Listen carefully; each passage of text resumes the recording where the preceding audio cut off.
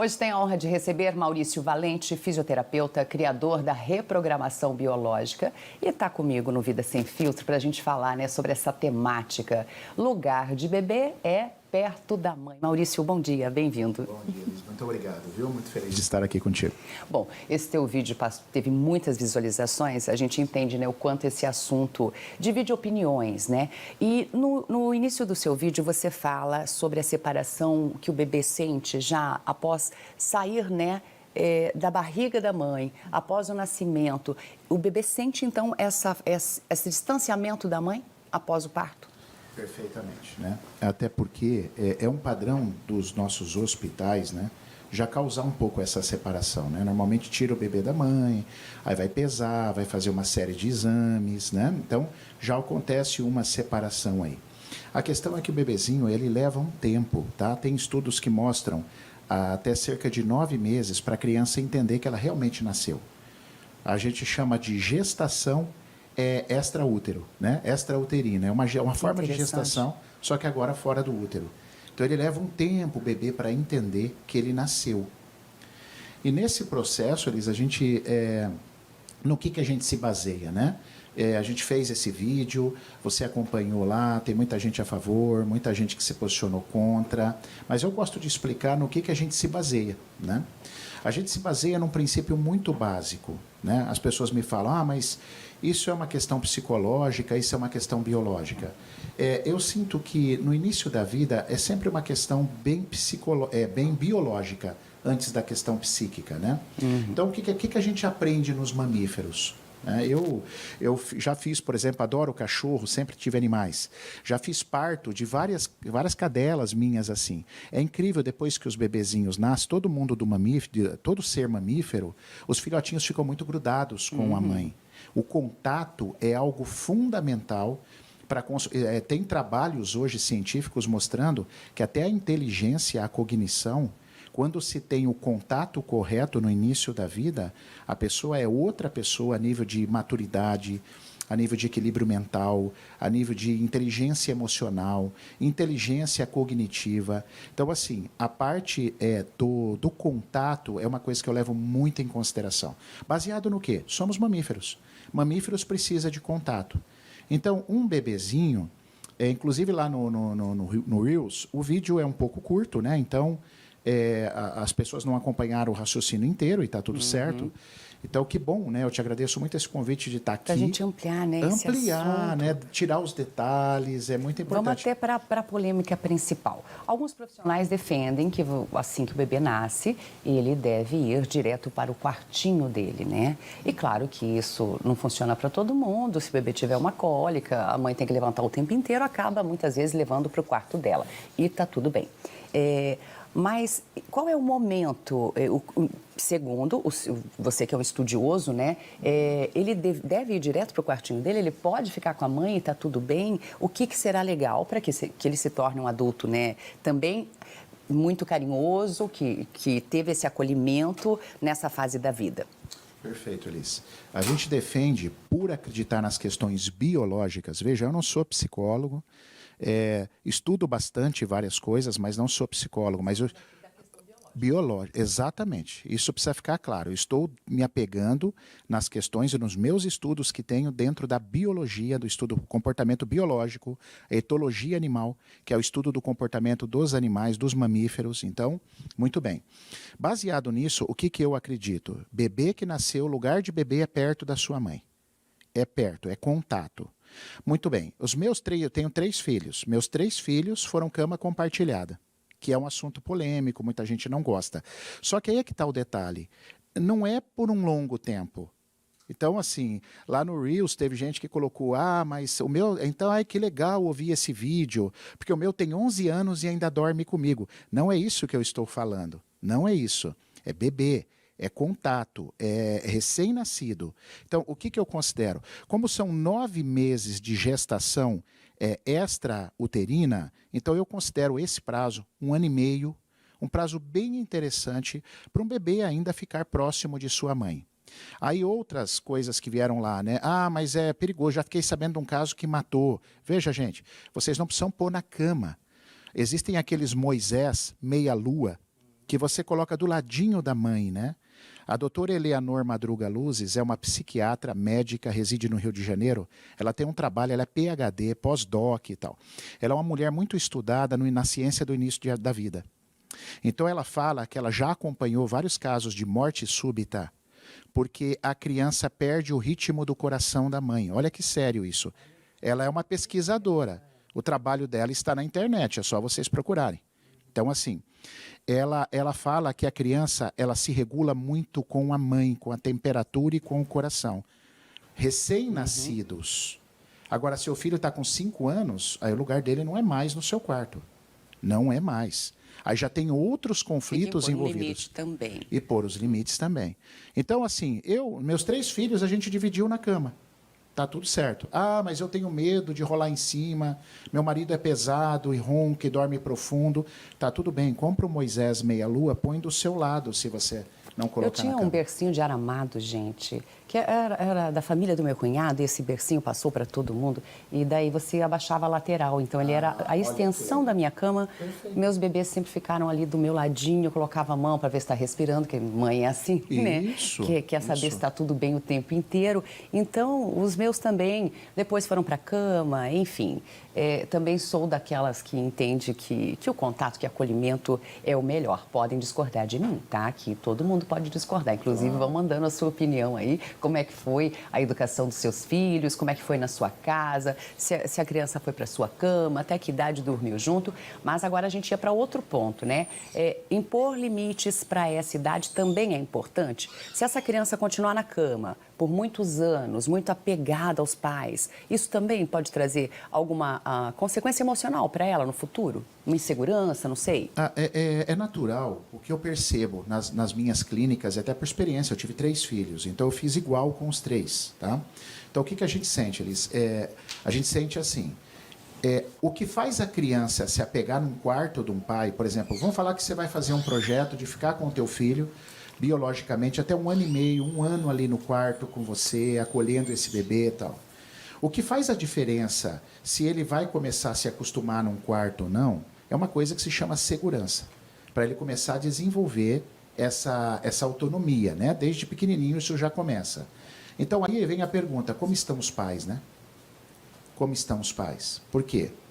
Se esse bebezinho, se esses pais tiverem com inversão de ordem, o casal eu estou falando, o pai e a mãe, tiverem com inversão de ordem. Já explica o que seria essa inversão de ordem. Inversão de ordem, por exemplo, questões do tipo, o marido é a mulher da casa e a mulher, a esposa, é o homem da casa. Então ali nós já começamos uma reação em cadeia. O casal está sofrendo, o casal está brigando, o casal não tem conexão. Isso tudo, a criança, ela é uma esponjinha, ela capta toda essa reação. Criança, existe um aparelho de aurimetria que você encosta, quando você chega perto de uma criança, o campo dela energético é monstruoso, deforma o aparelho. Esse aparelho é real, esse aparelho compra, em qualquer lugar você compra esse aparelho. E você verifica um campo de energia da criança, então ela sente demais isso. Então quando fala assim, meu filho não quis sair do quarto, esse não é um problema do filho, isso é um problema do casal. Então é isso que a gente tem que olhar. E também não é para se sentir culpada como mãe ou culpado como pai. Apenas o casal precisa de ajuda. Porque quando tudo corre bem, assim, eu não sou um exemplo de perfeição. Tive muitos problemas no meu relacionamento. Porém, a gente foi contornando e sempre resolvendo. Os meus filhos, principalmente o mais velho, mandou eu embora do quarto. Ele falou, eu quero o meu quarto. E aí eu ainda queria deitar um pouquinho com ele, até pegar no sono, até que ali, quando ele tinha ali uns 3 aninhos, ele falou, papai, pode ir embora. Eu não quero mais aqui, eu quero dormir sozinho. E a partir daquele momento ele continuou. Então, o que faz essa diferença? Né? Chama-se segurança. É uma criança que foi amada, estão vendo um pai e uma mãe mais equilibrados, então ele sente a segurança para ir desenvolvendo o seu processo de autonomia. Então, esse lance, eu até explico no vídeo, né? O bebê não tem malícia, porque a malícia é hemisfério esquerdo. O hemisfério esquerdo só está consolidado com 13 anos. Só está funcionando perfeitamente com 13 anos. É o hemisfério da malícia. Por isso que se você, Deus o livre, espancar uma criança, 5 minutos depois você abre o braço, ela vem para te abraçar. Porque ela não tem julgamento. Criança não julga, criança não tem malícia. Aí no vídeo alguém coloca assim, mas tem condicionamento. Beleza, tem condicionamento. Mas o mesmo condicionamento que você deu para ela até 1 ano e meio, para ela ficar ali no quartinho, pegando esse calor da mãe, esses batimentos da mãe como biológico, você vai fazer um novo condicionamento no quartinho dela. Mas você, mãe, precisa estar segura. O casal precisa estar bem. A criança precisa sentir esse ambiente favorável para que ela possa se sentir segura para ir para o quarto e falar, mesmo no meu quarto eu estou bem. A questão só do início da vida, há uma diferença, Elis, que é importante colocar. Quando a gente nasce, há uma diferença muito grande no início da vida e na minha infância. Então, eu considero assim, essa divisão é minha, tá? Não tem lugar nenhum, eu acredito. Por exemplo, 0 a 1 ano e meio é início da vida. A partir daí começa a primeira infância. Aí na primeira infância, sim. Então vamos para os limites, vamos para o condicionamento, vamos buscar autonomia lá no seu quartinho, vamos te dar segurança, papai e a mamãe tá aqui. Agora, início da vida, para mim, mamífero é do lado da mãe. A gente vai continuar com esse tema daqui a pouco. Vamos ampliar essa questão também da malícia, né? Porque muitos pais acham assim, o bebê chora, você pega, o bebê chora, você pega, e ele já tem a malícia de que se ele chorar, ele vai ganhar colo. Então vamos avaliar melhor, aprofundar melhor essa questão da malícia da criança, né? Diz aqui o Maurício que ela começa a partir dos 13 anos. Muita gente discorda também. Daqui a pouco eu vou ler alguns comentários que estão no post do Maurício que viralizou. Estamos conversando sobre a temática lugar de bebê é perto da mãe. Maurício fez um vídeo sobre o assunto. Esse vídeo teve mais de 9 milhões de visualizações e centenas e centenas de comentários, alguns favoráveis, outros contrários a essa opinião. No bloco anterior, a gente falava sobre a malícia da criança, inclusive as pessoas estão interagindo. Já chegou pergunta, com quantos anos a criança começa a ter malícia? Vamos retomar então e vamos ampliar um pouquinho mais esse assunto e o que é essa malícia, né, que a gente entende como malícia da criança. Que bacana. Olha só, Elis, segundo um neurocientista chamado Roger Sperry, ele estudou o cérebro bipartido. O que é o cérebro bipartido? Os hemisférios, nós temos o hemisfério esquerdo e o hemisfério direito. O hemisfério esquerdo é o hemisfério racional, lógico, que regula o tempo, julgador, malicioso. A gente precisa dele também, né? Para a gente enfrentar as adversidades da vida. O hemisfério direito é o hemisfério lúdico, da liberdade, da criatividade, do amor, do abstrato. Esse é o hemisfério predominante numa criança até 6 anos de idade. É o mais predominante. Aí tudo vai depender. Por exemplo, tem criança que ela quer expressar a sua criatividade, mas às vezes o pai e a mãe estão muito dolorido, não tem paciência, não deixa desenhar, não deixa rabiscar. Isso vai nos tornando muito racionais durante a vida. Então a gente cresce e a gente se torna adulto, que a gente perde uma conexão um pouco com essa essência mais lúdica, mais criativa. Por quê? Porque eu fico muito racional no hemisfério esquerdo. Então, com 6 anos de idade, respondendo à pergunta, segundo esses estudos, com 6 anos de idade, por volta disso, a criança já começa a perceber o tempo. A gente percebe, né? Você tem filhos, assim, quando eles têm 3 anos, papai, vamos jogar bola ontem? Eles não sabem o que é o tempo. Então, assim, aos 6 anos, começa já a vir um pouquinho de malícia. Ainda não tem... Alguns já estabelecem algum tipo de julgamento. Há um amiguinho que fez isso na escola. E aos 13 anos se completa esse processo. Então, baseado nessas questões biológicas que eu coloco vocês para pensarem, né? Porque a gente não é dono da verdade.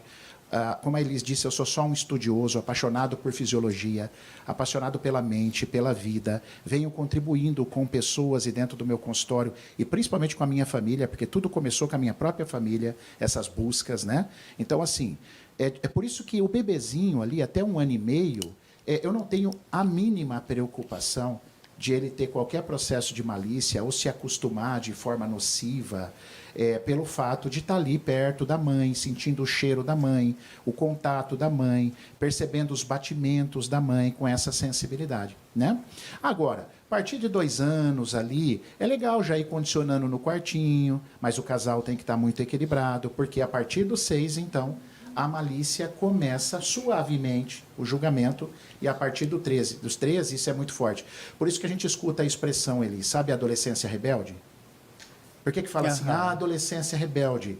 Porque é 12, 13 anos, o adolescente começa a julgar tudo aquilo que ele não teve, ou que ele achou que foi injusto quando no processo da Como se infância. ele tivesse uma percepção maior de mundo, né? Um olhar maior. Aí o hemisfério esquerdo vem e ele começa a julgar, não é que ele é rebelde, ele começa a avaliar, ele começa a estabelecer julgamento, coisa que antes não tinha, né? Não E tinha. às vezes vai ser uma fase importante, né, para ele adquirir personalidade também. E a gente que é pai e mãe tem que ter paciência, lucidez, né, consciência para esse período da vida. Quero ler aqui alguns comentários, né, que estão lá no seu post de pessoas que discordaram do que você falou, Maurício. Claro. E uma pessoa diz assim: tive 2 filhos, nunca dormiram comigo. Da maternidade para o berço no quarto deles. Ligava a babá eletrônica. Qualquer sinal, eu ou meu marido íamos. Mamavam de 3 em 3 horas e ela diz assim: pode até existir, mas eu, por ter medo de dormir juntos, usei essa maneira. E deu certo conosco. E esse fato não sequelou, pelo contrário, crianças alegres, amorosas, extrovertidas, destemidas e seguras. Cada um aplica, né, da maneira que entende que fica melhor para a sua família, para a sua estrutura. E, na verdade, quando a gente fala assim, então se não dormir com a mãe, é 100% de que vai ser traumatizado? Não, porque aí seria matemática, não seria biologia, certo? Biologia, você não tem regras. Biologia, você tem incidências. Que bom que deu certo com ela, né? A gente fica feliz. Que bom que esse esquema deu certo com ela, mas existem N casos de sequelas por vazio, inclusive de morte súbita, por vazio desse período, dessa ausência, da mãe. Nesse iniciozinho, né, de então, vida. Que linda a biologia, né? Porque ela colocou que ela usou isso com a biologia. Talvez as crianças eram supridas simplesmente com o fato dela ir amamentar. Já era o suficiente. Ótimo, ótimo. Por isso que biologia é extremamente fascinante, porque não tem regras. Não tem regras. O que a gente fala é baseado em estudo, em evidências clínicas. Então, eu também. As minhas crianças são maravilhosas e todas dormiram no quarto com a gente. E na cama, que é mais polêmico ainda. E vamos para essa polêmica. A pergunta está na tela, o pessoal de casa participando. E os riscos da cama compartilhada? Muita gente fica preocupada com isso. Sim. Aí eu acredito que vai muito de vocês se conhecerem, o tipo de sono que vocês têm. O tamanho da cama influencia muito. Se você tem uma cama muito pequena, todo mundo fica muito apertadinho, realmente dá um certo medo. Mas, por exemplo, eu e a minha esposa, a gente sempre teve muita segurança mesmo de que nada iria acontecer voltado a essa questão. Porque a gente descansava bem, a nossa cama era bem maior, então não era aquela coisa muito apertada, mas é o que eu falo, está tudo bem. Se você tiver a preocupação, há relatos de pais que mataram o bebê sufocado na cama, então a gente não quer menosprezar isso. Então, sabe o que você faz? O melhor, não corra risco. Se você não está seguro, se você não está segura enquanto pai, enquanto mãe, coloca o Moisés, o bercinho que a Elis falou, aquele que abaixa, faz uma extensão da cama, olha que delícia que vai ficar. Né? Ai, gente, depois vocês têm que entrar no vídeo, porque tem várias opiniões aqui, né? A gente fala assim, tem muita gente que trata um bebê como se fosse um mini adulto, né? A realidade está bem longe disso. Aí tem os que falam que fiz cama compartilhada desde o primeiro dia em casa, né? Outros que não. Então, são muitas opiniões. Hoje no Vida Sem Filtro estamos falando sobre maternidade, sobre a criança, o bebê, ficar aconchegado, sim, pertinho da mãe nos primeiros meses de vida, sobre cama compartilhada, né? E tema pautado aqui a partir de um Reels do Instagram do Maurício Valente, que já tem mais de 9 milhões de visualizações. E o Maurício está aqui com a gente debatendo esse tema. E já tem perguntas, tá, Maurício, para esse bloco. Perguntas que envolvem toda essa situação da criança estar na cama, né, compartilhando a cama com os pais. Olha aí, como fica a relação do casal? Sim, olha só, isso aí é interessante, até porque eu posso falar por experiência própria, né? Tenho 3 e tal. Então, o que acontecia? A gente colocava o bebê para dormir, né? Então, o bebê dormia, eu colocava ele lá na nossa cama. Né? Vamos falar que ele dormia, a gente fazia ele dormir ali umas 8 horas, 9 horas, ele dormia e colocava na cama. Aí eu ia namorar. Mas eu tenho outros lugares da casa para eu namorar. Eu não preciso namorar exatamente ali naquela cama. Eu tenho o sofá, eu tenho outros quartos para eu namorar, enquanto o bebê está lá tirando um cochilo, né? Dormindo. Aí depois eu namoro o tanto que eu quiser, volto para a cama e durmo o resto da madrugada com ele. Então eu nunca senti isso como um problema. Eu acho que vai muito da criatividade do casal. Outra coisa que você pode fazer, você tem outro quartinho? Você ainda quer namorar? Coloca o bebê no outro quartinho, quando ele cochilar, quando ele dormir. Vai lá, namora bastante. Depois vai, pega o bebê, traz para o seu quarto para passar a madrugada inteira. Inclusive para você, mãe, que se cansa muito, né, para levantar, dar mamar, olha o quanto, além de você, né, o que eu penso, além de você cumprir uma parte biológica característica dos mamíferos, você vai descansar. Porque o bebê está ali do seu lado, você não vai precisar sair da cama para dar um mamar, ou se ele der uma resmungadinha à noite e você precisar acolher ele vai estar ali do teu lado já. Você não vai precisar sair andando para ir lá no quarto, buscar. Você se cansa, inclusive, menos. Eu sempre optei em ter os meus no meu quarto, porque eu achava isso. Para mim era mais prático, tem que ver o que fica bom para você. Para mim aquilo era mais prático, eu achava melhor o bebê estar do lado, eu pegar, puxar para mim, amamentar, devolver ali no bercinho ao meu lado. E do que levantar, você também está sonolenta, ter que pegar o bebê, né, ir para uma poltrona, ou enfim, tá frio, tem toda a questão da temperatura, então para mim funcionou assim, né? Agora tem pessoas aqui comentando, Maurício, eu até não estou achando especificamente o comentário, mas 2 comentários me chamaram a atenção. Um que fala assim, essa mãe precisa descansar também, por isso que a criança tem que estar no quartinho dela ou no bercinho dela, porque a mãe também merece descansar. E teve uma mãe também que comentou aqui que realmente tinha que colocar, porque o bebê dela estava com 4 meses e ela estava muito cansada. Aí eu pergunto também, onde é que estava o pai dessa criança, né? A gente estava comentando. Né? O pai é um grande apoio nesse momento, né? Eu apoiei, graças a Deus, apoiei muito minha esposa. Cansei de levantar para pegar o bebê ali quando ele chorava, para acolher, ficar em pé um pouquinho, né? Quando às vezes vinha um choro um pouco maior. Então, assim, o pai é fundamental. Aí a mãe também tem direito de descansar, mas é o que falamos anteriormente. Eu acredito que você pôr o Moisés do teu lado ali, os primeiros meses, vamos falar que você quer ficar 9 meses com o seu bebê. Tá ótimo, olha que delícia. Coloca ele no Moisés ali, que você vai descansar mais do que você ficar levantando, escutando babá, aí indo pro quarto, que foi o que a Elis falou. E a culpa não pode ir para a criança, né? É um momento que a mãe vai se cansar muito, é natural esse processo, vai de criança a criança, tem criança que vai dar muito trabalho, que vai ter cólica, e outras que são anjinhos, que vão dormir a noite toda, né? E tem que ter o apoio do pai nesse momento, porque senão nenhuma mulher suporta, é cansativo mesmo, né? Então o olhar não pode estar, não, tem que estar lá a criança mesmo, porque aqui me incomoda, me dá trabalho, não. O olhar tem que estar aonde eu quiser que ela esteja, o que eu preciso é ter apoio do meu parceiro. Você sabe que eu brinco assim com os meus amigos mais próximos, eu falo, a única coisa que meu filho me atrapalhou, meus filhos me atrapalharam é ir no cinema, quando eles eram pequenininhos. Porque eu não podia levar eles no cinema e eles chorar, né? O resto, a gente se virava, a gente nunca deixou de viajar, de ir num restaurante, nem de namorar por causa de criança. Colocava eles para dormir lá, eu voltava pro quarto e a gente namorava. E a minha esposa ficava, inclusive, mais descansada, porque ela precisava da mamar, ela já pegava a criança, já encostava, né, na cama e já dava o mamar, colocava de novo, a criança dormia. A criança sente segurança nesses primeiros meses, gente. Ela sente segurança, ela é um mamífero, a gente não pode esquecer que a gente é mamífero. Essa não é a hora, na minha percepção e no meu estudo, da gente pensar em parte de psique. A gente tem que atender os instintos. A criança, ela precisa do quê? Nesses primeiros meses, ela precisa de comida, ela precisa de afeto, ela precisa se sentir segura. Ela não pode estar sozinha. Então, assim, se você pensar na tríade dos mamíferos, é nisso que a gente baseia o nosso estudo. Agora, depois sim, você quer ver uma coisa muito ruim? É uma criança de 5 anos estar dormindo no quarto dos seus pais. Isso eu também sou contra. Porque 5 anos, o psicoterapeuta, o Wilhelm Reich, né, que tem a famosa terapia reichiana, foi um cara que contribuiu para muita gente o estudo. Ele fala, é a hora que a criança começa a descobrir a sexualidade. Ela começa a perceber que ela tem pipi, que é diferente da menina. Então, essa não é mais uma fase de criança estar em quarto de mãe e pai. Aí eu concordo. Aliás, até muito antes disso... Qual idade, Maurício? Eu acredito assim, Elis, uns 2 anos no máximo. Já tem que começar a carregar a criança para o universo dela, condicionar ela. É bebê mesmo, até 1 ano, 1 ano e meio, estourando ali. Perto da mãe do pai. Perto da mãe ou do pai. Depois tem que começar outro processo. Para você que chegou agora no Tarobacidade, a gente já trouxe vários profissionais aqui da área de psicologia, né?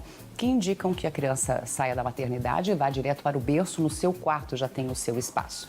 E ok, falando já sobre esse tema, hoje a gente traz um outro enfoque aqui do Maurício, mais da questão biológica, da importância da presença da criança pertinho da mãe até 1 ano e meio de idade. E o Maurício concorda com cama compartilhada e acha que isso é benéfico. Lá, né, no seu material, que a gente pegou esse vídeo, né, que tem muitas visualizações, fala-se sobre filhote biológico. Qual é o significado de filhote biológico, Maurício? É isso, o mamífero. Nós somos um filhote biológico antes de sermos psíquicos. A gente é um filhote biológico. A gente precisa de necessidades básicas, calor, contato. Igual o filhotinho, né? de cachorro, igual o filhotinho de gato. Nasce, eles juntam tudo, eles embolam tudo. Você pode perceber na natureza, eles. Se vocês estudarem programas de animais, se vocês assistirem mais, vocês vão perceber que na natureza, separação de mãe, na natureza, invariavelmente é morte. São raríssimos os casos na natureza que um animal adota outro. O macaquinho adota um tigre. Esses dias eu vi algo parecido com isso. Achei muito interessante, mas isso é muito raro. Na natureza, inclusive nem nos mamíferos. Um passarinho, por exemplo, que cai de um ninho, ele morre. Ele morre. Então, assim, e nos mamíferos é ainda pior. Então, tudo que eu estou embasando aqui, assim, a gente não tirou só da minha cabeça, isso é estudo mesmo baseado. Eu dou muita importância, Liz, assim, é uma coisa muito importante em toda a minha formação, desde o método que eu desenvolvi, que se chama reprogramação biológica, a gente dá atenção realmente à parte biológica. E, claro, respeitamos a hora que a criança começa a envolver mais a psique dela, as coisas nocivas, como eu acabei de falar aqui. Criança, teve vários comentários, meu, tem 11 anos e ainda dorme comigo. Pô, isso eu já não concordo, eu já não acho saudável isso. Pode gerar uma série de problemas que daria outra entrevista longa para eu falar, né? Mas início da vida, é por isso que eu considero a gente como filhote biológico. Nós somos mamíferos. Eu amei esse bate-papo, é bem gostoso a gente ficar avaliando, né, refletindo a respeito, ninguém precisa ter a mesma opinião. Sempre digo aqui, cada um é livre para ter a sua opinião, a gente traz os temas para que cada um reflita, né, e adote o que fica melhor para o seu perfil de família e de vida. Maurício, eu falei no começo que você é o criador, né, da reprogramação biológica, fala um pouquinho disso para as pessoas entenderem como que é o seu trabalho. Esse método, essa filosofia que eu criei de abordagem clínica, ela nasceu em 2008, Alice. Justamente pelas questões biológicas. Então, na reprogramação, a gente estuda as relações familiares.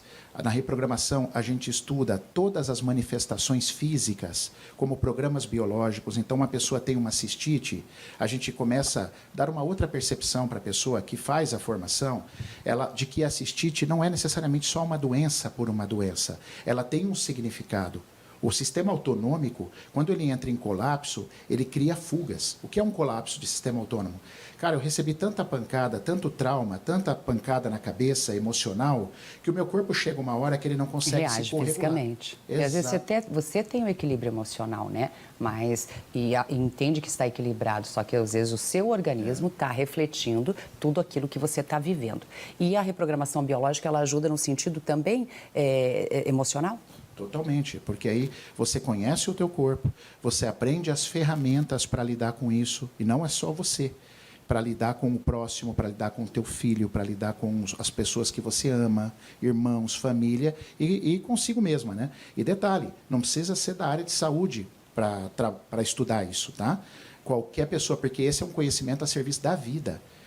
Já tive dona de casa que fez minha formação e muda a vida. O relato deles é assim, Maurício, eu passei a ver um mundo completamente diferente. Essa história de pandemia aí, ó, eu tive quantos e quantos relatos, o Murilo, que trabalha com a gente, é prova, de pessoas que chegaram e falaram, eu não sei o que seria de mim nessa época se eu não tivesse feito a sua formação e entendido mais a fundo como os processos biológicos funcionam, né? Como os processos familiares funcionam. Que bacana. Vamos falar mais desse tema um outro dia. Maurício, passa a sua rede social para quem ficou interessado, queira acessar mais conteúdos. Vai ser um prazer receber lá, para você ver mais conteúdos, deixar a sua opinião, que toda opinião para nós é muito válida.